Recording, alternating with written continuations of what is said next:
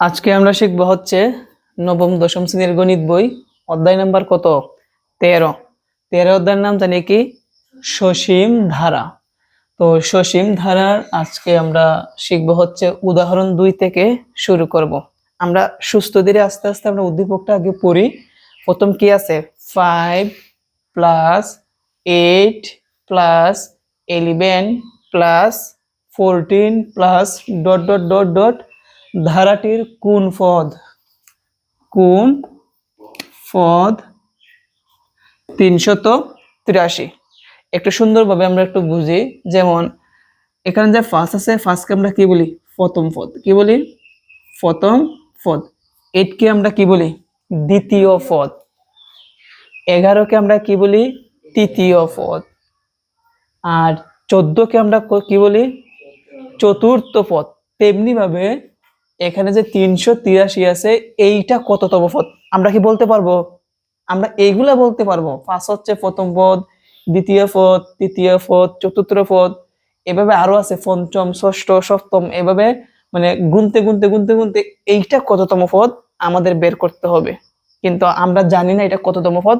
আমরা এখন বের করব এটা কততম পদ। বুঝতে পারছি? এই জন্য আমাকে কি করতে হবে, যখনই এইরকম তোমরা অঙ্ক দেখবা এইটা কততম পদ, তখন n-তম পদের সূত্র পড়বে। কিসের সূত্র পড়বে? আমরা জানি সমান্তর ধারার n-তম পদের সূত্র কি a plus n minus 1 into D. বুঝতে পারছি? তাহলে এই টাইপের অঙ্ক যদি পরীক্ষায় আসে, তাহলে আমরা কোন সূত্র ফেলবো? সমান্তর ধারার n-তম পদ। ওকে, এখন একটা ভাষা আমি সুন্দরভাবে বলে দিচ্ছি, এইটা আমরা কততম পদ আমরা জানি না। এটাকে আমরা মনে মনে n-তম পদ ধরবো। এটাকে আমরা মনে মনে কি ধরবো? এটাকে যদি আমরা n-তম পদ ধরি, আমরা এই ধারা থেকে আরেকটা n-তম পদ বের করব। তাহলে n-তম পদ কয়টা হবে? দুইটা হলে জানি কি লিখতে হয় প্রশ্ন মতে, একটা সমান আরেকটা লিখলে n এর মান যদি 40 আসে, তাহলে আমরা বলবো এটা 40-তম পদ। n এর মান যদি 30 আসে, তাহলে আমরা কি বলবো? এটা কততম পদ বলবো? 30-তম পদ বলবো। বুঝতে পারছি? আচ্ছা, যেহেতু এইটাকে আমরা n-তম পদ ধরবো, আমরা এখান থেকে আরেকটা কি বের করব? n-তম পদ। বুঝতে পারছি? তার আগে আমরা লিখব সমাধান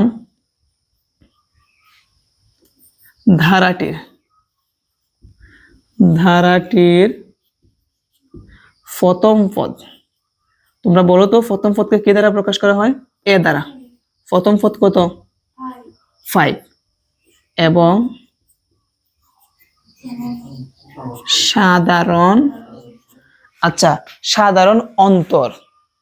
আমরা সাধারণ অন্তর লেখার আগে আমরা দেখব পরস্পর দুইটা পদকে বিয়োগ করে দেখব যে একই সমান হয় কিনা। যেমন 8 থেকে 5 গেলে কত হবে? 3। 11 থেকে 8 গেলে কত হবে? 3। আর 14 থেকে 11 গেলে কত হবে? 3। তাহলে দেখা যাচ্ছে প্রত্যেকটার পার্থক্য কত? 3 3 3। যদি একই রকম যদি আসে, তাহলে এটাকে আমরা কি বলি? সমান্তর ধারা। বিয়োগ করে যদি আমাদের একই রকম আসে, এটাকে আমরা কি বলবো? সমান্তর ধারা। তো সমান্তর ধারা যেহেতু, আমরা সাধারণ অন্তর বের করব। তাহলে সাধারণ অন্তর। সাধারণ অন্তরকে কি দ্বারা প্রকাশ করা হয়? ডি দ্বারা। সাধারণ অন্তর আমরা কিভাবে বের করি? দ্বিতীয় পদ থেকে প্রথম পদ কি মাইনাস করতে হয়। তো 8 থেকে যদি আমরা 5 বিয়োগ করি, আমরা কত পাবো? 3 পাবো। তারপর আমরা লাস্টে লিখে দিব অতএব এটি একটি কি দ্বারা? সমান্তর দ্বারা। এটি একটি সমান্তর দ্বারা। আমরা কি বুঝতে পারছি কিভাবে সমান্তর দ্বারা হইছে?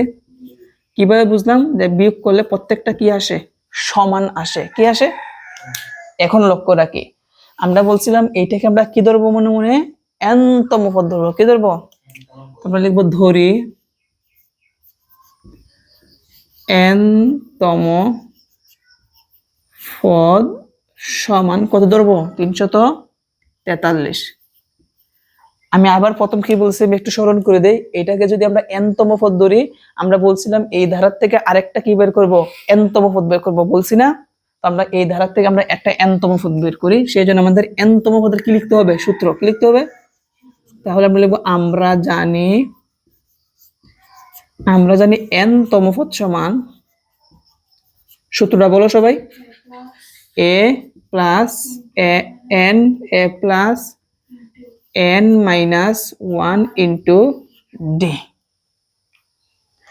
আচ্ছা, এইটাকে আমরা কি ধরছি? এনতম পদ। এইটা কি? তাহলে এনতম পদ কয়টা হলো? দুইটা। আমরা জানি দুইটা হলে আমরা কি লিখতে হয় প্রশ্ন মতে? একটা সমান আর একটা। তাহলে আমরা লিখবো প্রশ্ন মতে আগে লিখবো এটা কি আছে, A plus N minus 1 into D সমান কত? 383। সমান থাকলে জানি কি দিতে হয়? বা দিতে হয়। এখন আমরা এখান থেকে কিসের মান বের করব? এন এর মান। এন এর মান যত বের হবে আমরা বলবো এইটা তততম পদ। বুঝতে পারছি? তো আমরা মান বসাই। প্রথম কি আছে? এ। এ মানে কত? 5 প্লাস এন এর মান নাই, এন এর জায়গায় এন মাইনাস 1 ইন্টু ডির মান। ডির মান কত? 3 সমান হচ্ছে 383। তারপর বা 5 প্লাস এই তিনটা কিন্তু ব্র্যাকেটের সাথে কি আকারে আছে? গুণ আকারে। আমার কথা কি তোমরা বুঝতেছো? গুণ আকারে আছে। আমরা গুণ করি 3 একবার n এর সাথে গুণ, 3 একবার কার সাথে গুণ? 1 এর সাথে। তাহলে 3 দ্বারা যদি আমরা n কে গুণ করি তাহলে কি হবে? 3n। কি হবে? 3n। মধ্যখানে কি আছে? মাইনাস।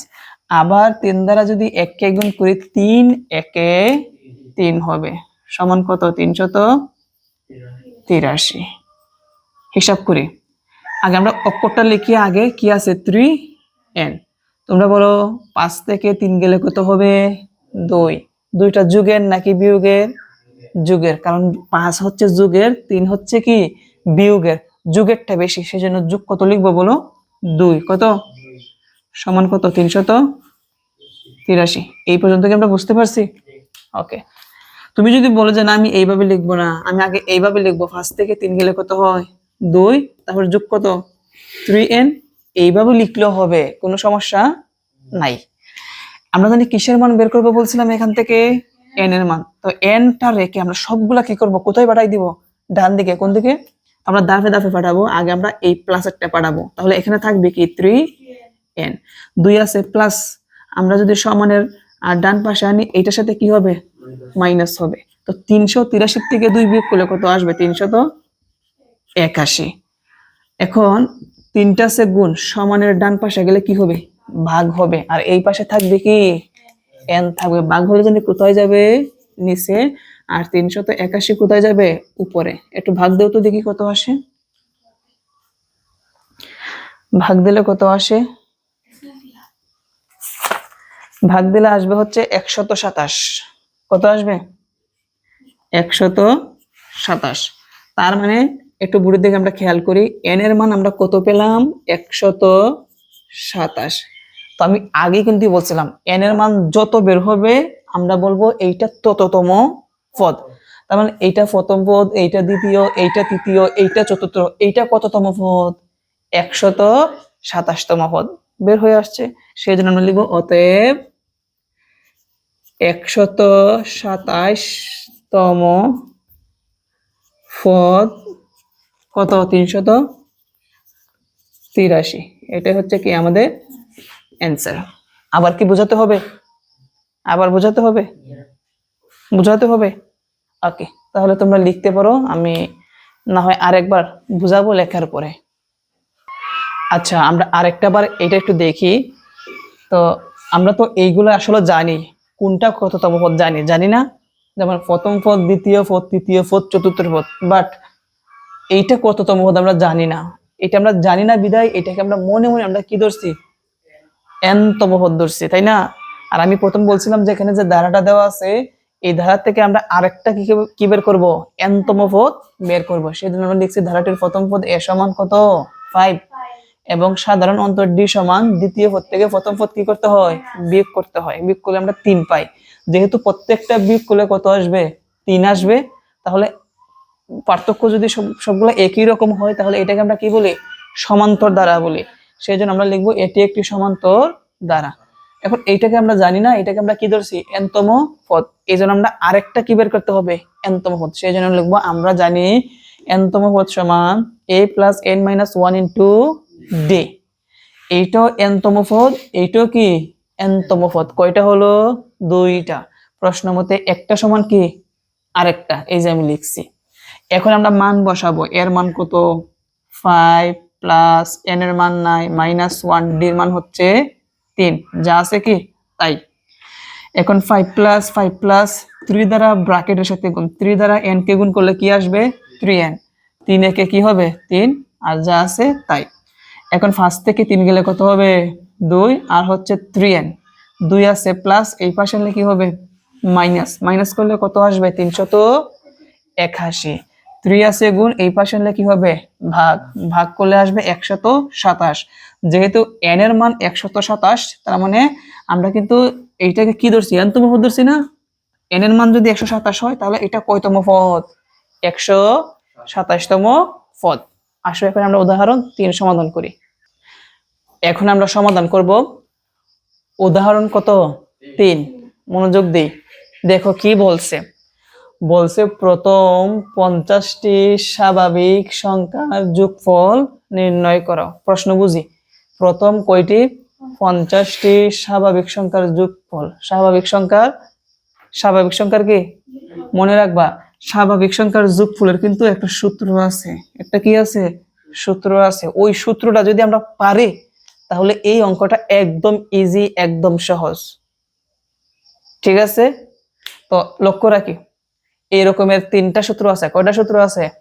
একটা হচ্ছে স্বাভাবিক সংখ্যার সমষ্টি, একটা হচ্ছে স্বাভাবিক সংখ্যার বর্গের সমষ্টি, আর একটা হচ্ছে স্বাভাবিক সংখ্যার কি ঘনের সমষ্টি। মোট কয়টা বলছি বলো তো? 1 নম্বরে কি স্বাভাবিক সংখ্যার সমষ্টি, 2 নম্বর কি স্বাভাবিক সংখ্যার বর্গের সমষ্টি, 3 নম্বর কি স্বাভাবিক সংখ্যার ঘনের সমষ্টি।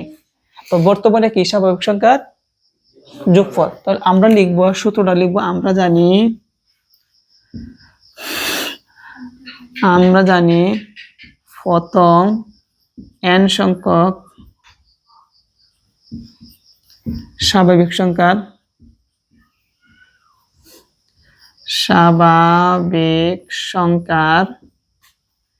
যোগফলের আরেকটা নাম কি বলো তো?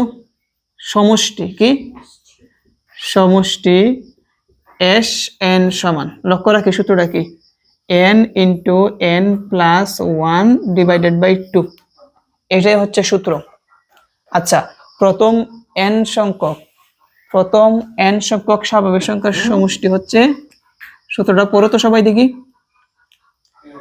Sn সমান n into n plus divided by কি 2। এইটা হচ্ছে কি আমরা স্বাভাবিক সংখ্যার সমষ্টি। এখন আমরা মান বসাই দিই। অতএব s এর জায়গায় s, আর n মানে কি 50টি সংখ্যা বলছে, সেজন্য আমরা 50 লিখব। সমান, প্রথম কি আছে? n মানে কত লিখবো? 50 ইন্টু আবার n কত লিখবো? 50 যোগ কত? 1 ডিভাইডেড বাই 2। এখন 50 ইন্টু দিলাম, 50 আর 1 যোগ করলে কত আসবে? 51 ডিভাইডেড বাই 2। অতএব সমান, আচ্ছা 50 আর 51 গুণ দাও তো দেখি কত আসে।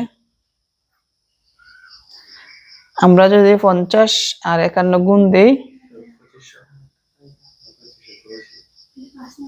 কত আসে? তাহলে আমরা এই দুইটা যদি আমরা গুণ করি, 2500 কত পাবো? 50 ভাগ কত? 2। এখন যদি আমরা 2 দ্বারা ভাগ করি, তাহলে কত আসবে? 1 2 7 5, এটা না? 1200 কত? 75, 1275। এটা হচ্ছে কি আমাদের অ্যান্সার। আরেকটা কথা বলে দিই, এদিকে লক্ষ্য রাখো। এখানে এই কথাটা তোমরা লিখে দিবা। অতএব প্রথম n সংখ্যক মানে কত সংখ্যক? প্রথম 50টি স্বাভাবিক